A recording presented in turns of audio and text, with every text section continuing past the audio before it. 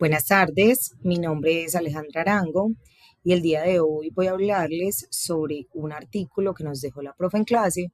En este caso yo elegí uno que se llama Alimentos ultraprocesados y la relación que tienen con la obesidad y otras enfermedades crónicas no transmisibles. Entonces quiero empezar diciendo que cuando empecé a leer este artículo pensé que me iba a encontrar lo mismo de siempre, que los alimentos ultraprocesados son malos, que prácticamente son los responsables de todas las enfermedades crónicas que vemos hoy en día, pero realmente a medida de que fui avanzando en la lectura me di cuenta de que el mensaje que quería dar este artículo iba mucho más allá de eso. Y eso fue lo que a mí me pareció más interesante del tema. Claro que sí, el artículo habla sobre esa relación que existe entre el consumo de alimentos ultraprocesados y enfermedades como son la obesidad, la diabetes, la hipertensión y otras enfermedades cardiovasculares, incluso algunos tipos de cáncer. Y eso no podemos desconocerlo en ningún momento. Pero para mí lo más valioso de esa información es que los mismos autores mencionan o reconocen que el tema no es tan simple como muchas veces se ve, no es a simple vista lo que se cree.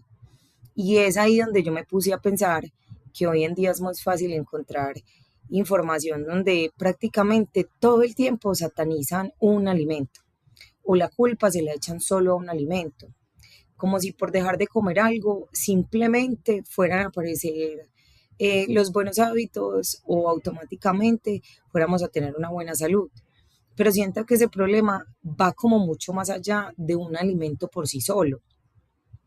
El problema aparece cuando empezamos a sumar como todos esos malos hábitos que tenemos y se vuelven como parte de nuestro estilo de vida. Es ahí donde las personas empiezan a desarrollar precisamente obesidad, diabetes, hipertensión, no porque simplemente un día decidí salir a comerme una hamburguesa o porque me salí a comer un paquete de papitas o me tomé una gaseosa de vez en cuando. Generalmente, detrás de ese tipo de enfermedades no transmisibles hay una gran cantidad de sumatoria de malos hábitos.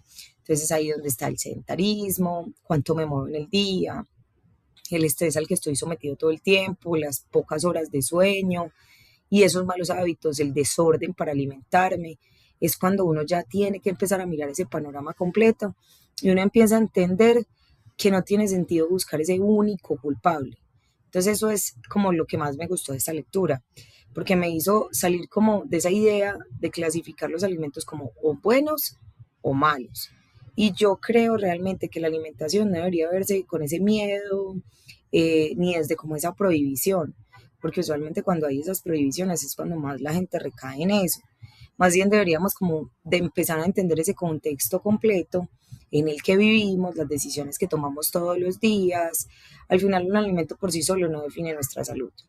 Lo que realmente termina marcando esa diferencia es la suma de esas acciones diarias y a largo tiempo cuando los juntas es ahí donde está ese resultado. Me pareció súper valioso que el artículo realmente deja abiertas unas gran posibilidades de que todavía hay muchísimas cosas por investigar. Entonces la ciencia en este momento no busca como imponer esa verdad absoluta, sino tratar de entender cómo funcionan estos procesos. Y creo que también de una u otra manera nos está invitando a ser un poco más críticos con toda la información que llega a nosotros. No simplemente creer lo que vemos en internet, lo que vemos en redes sociales, porque realmente son temas un poco más complejos. Entonces, es como ir más allá, es como ver ese trasfondo.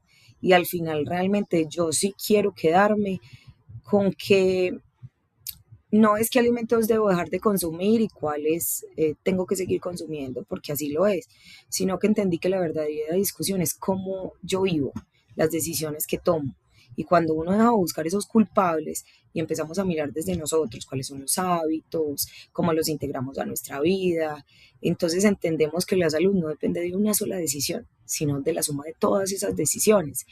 Entonces, todas esas pequeñas acciones sumadas uno a una y lo que repetimos todos los días es lo que crea realmente nuestros hábitos saludables. Y creo que ese es el mensaje más importante que nos puede dejar esta lectura. Entonces, me quiero quedar como con eso. Entonces, gracias.